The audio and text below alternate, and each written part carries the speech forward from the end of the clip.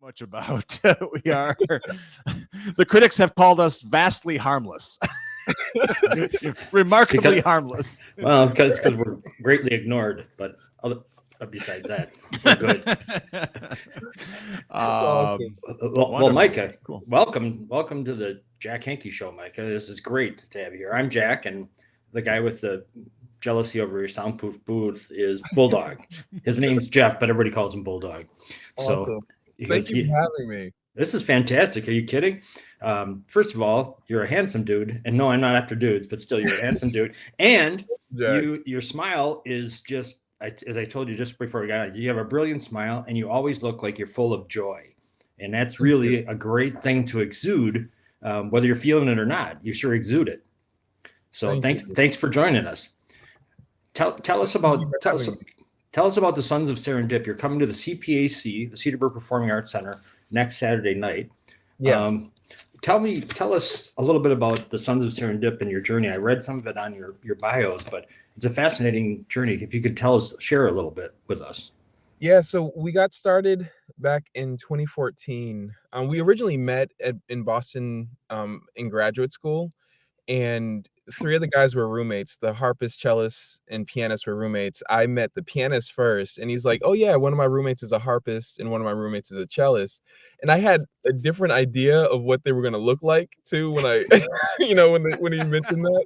Mm-hmm. So when I went over to collaborate with him, and he introduced me to the original harpist and cellist, and yeah, I was like, wait a minute. This is really interesting. And I was like, this would be actually something that would be fun to do if we ever want to do a performance together. And it was another 2 years that it took. Like, we were friends and everything, but it took 2 years before we actually decided to collaborate and, just send an audition to America's Got Talent, just see what happens. And next thing you know, we just got swept up on this incredible journey that's lasted for now. We're in our 10-year. Wow. So. Wow. Congratulations. That's fantastic. Let's talk about your preconceived notions about harpists. Do you think they have an eye patch, like missing an ear? That's kind of interesting. And a cellist. I just didn't expect, because Mason, he's like, he was 6'2", and just has a voice like Morgan Freeman. And I didn't just expect him to be playing the harp at all. So cool. Very cool. And so you got together, but how did you decide what music to play, what to collaborate on? You decided to work together, but what made you choose the path you chose? So it was organic. Like, we didn't really know exactly what we were going to create together. We just started putting out songs, putting out ideas of songs that we could do together and just see what would happen. Mm-hmm. And it was a lot of experimentation at first until we started to get to songs that actually seemed to pop for us and things that we were excited about. And also, because our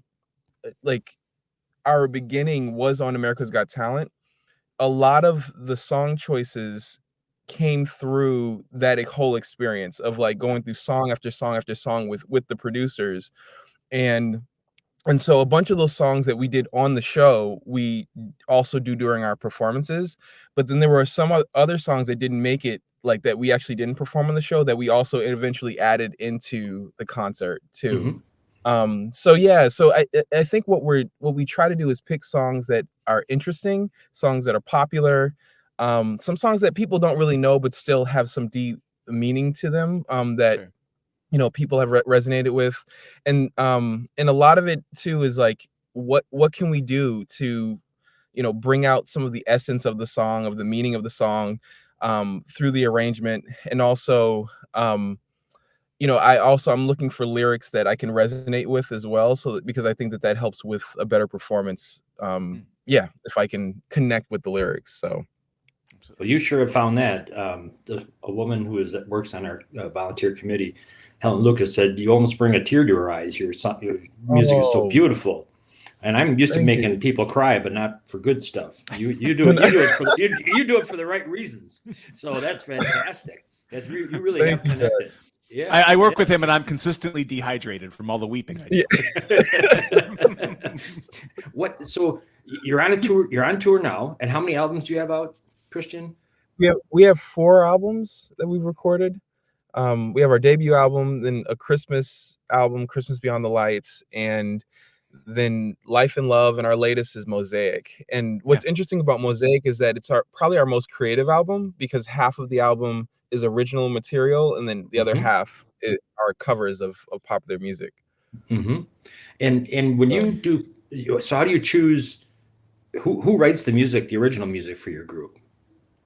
Yeah, so right now, currently, it's me and the pianist Cordero Rodriguez, and and so we'll write together. We'll also write individually, and then bring the songs to the group, and figure out if it's a song that we can do or not, that resonates with the group. And so it's mainly me and Cordero Rodriguez.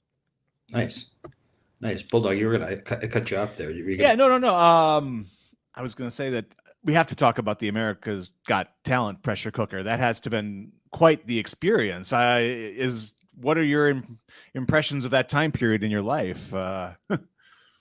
Yeah, so that completely changed everything for us.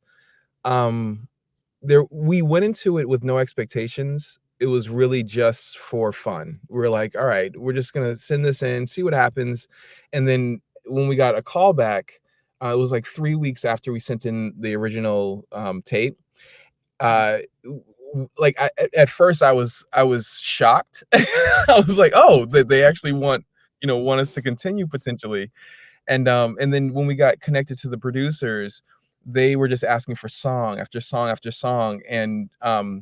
And so we had our day jobs at the time, and there were times where we were meeting at 10:30 at night and going until like 2 a.m, and then waking up at like 6 a.m. for our day jobs. And it was just, so it was trial by fire, at the beginning, and just a lot of work. And as we kept going through round by round, we still tried to go through it thinking it's like, this could be our last performance, and we have no idea what to expect, but we're going to enjoy this experience. We're going to connect with as many of the contestants as we can, and just really live into this. Because we have no control over the outcome. We can only control the effort and the hard work that we put into it. And so we got through and eventually came in 4th in the show. And afterwards we sat down and started talking about if we're going to continue, because we weren't a group before America's Got Talent. And so we had to come to an agreement that, all right, there's some momentum here. We're going to explore it and see, what will happen.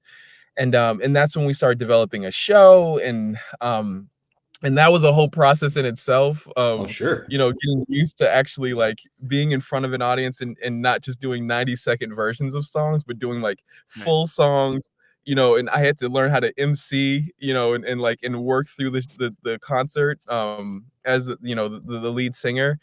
And that was, and so it's been a really beautiful journey. And I think that over the years too, we've had a chance to connect with all kinds of wonderful people from all different walks of life. And I think we've seen the power of music, the way that it can bring people together, that it can, provide some comfort and some healing and some, and just a place where we can connect as human beings authentically. And so it's been a really beautiful and rich journey. But those early days were definitely nerve-wracking and and high intensity too. Lots and lots of practice. Man, you came through it. It's interesting, your approach to that. Perform and do your best and control what you can. I just saw, are you familiar with Bryan Cranston? He's the actor who was Breaking Bad. He was he's been in a lot of good movies. I just saw a clip of him yesterday, and he said, go to an audition, you do your thing, and he said, you're not there to get a job. You're there to show them what you can do. And then everything else is out of your control. Walk away. You have to walk away. There's power in walking away. And that's what you guys did.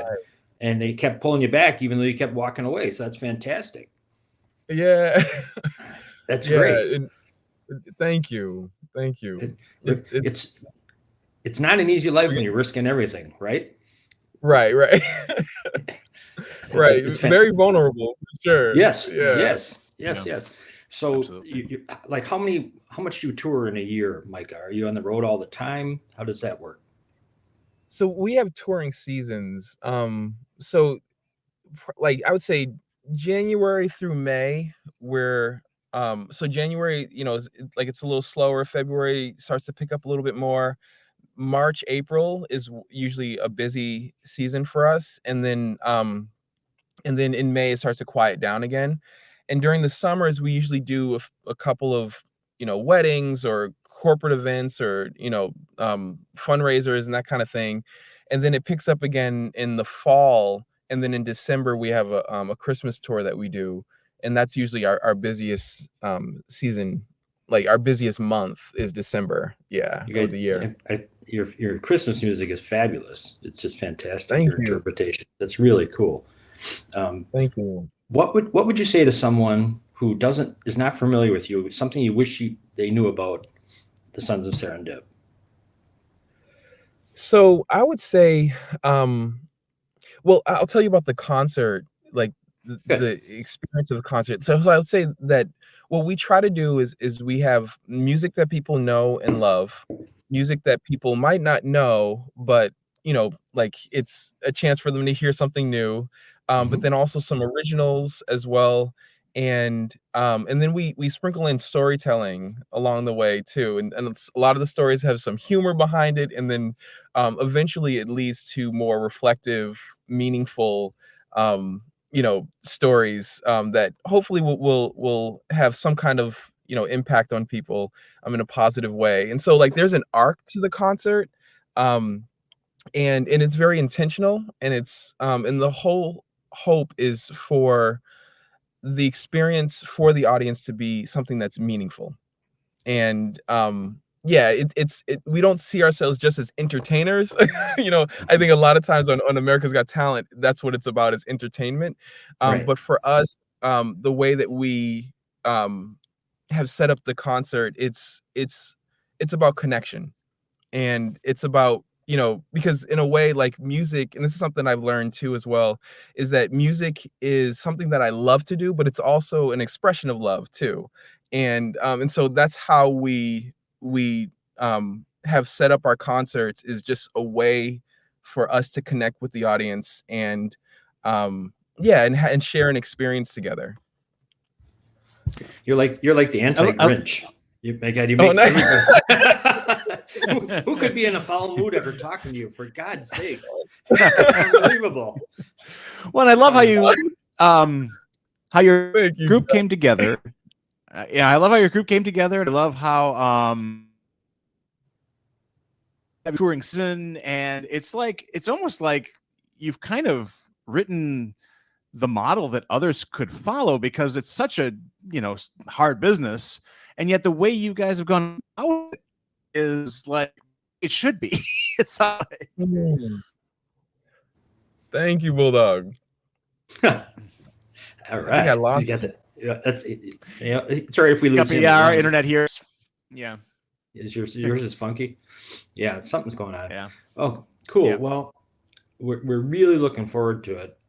It's going to be a fantastic show. The CPAC, the Cedarburg Performing Arts Center itself, is really a fabulous building for a small little burg that we call Hooterburg. Sometimes it has a hell of the acoustics in it are fantastic. So you will really enjoy performing there, and a lot of people can't wait for you to come and take them on the arc.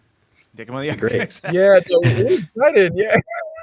and grateful, yeah, that we're gonna have the opportunity to head your way and perform for the folks in the community. So Great. And October is usually a good time of year weather-wise. Thank God you're not coming in January. Is like, don't do it. No. Go Oh, play yeah, in yeah. Hawaii or something. Right. There's not a lot to recommend Yeah. anywhere you're out. Stay inside. We have good hot chocolate and coffee. There you go. That's what we Oh, have. nice. Yeah. Awesome. Well, thank you, Micah. Appreciate it. Yeah. Appreciate you taking Yeah. the time, and we'll get this out there and spread the word that the Sons of Serendip are coming, and it's gonna be exciting. Yes. Awesome. We're really looking Thank forward you, to it. guys.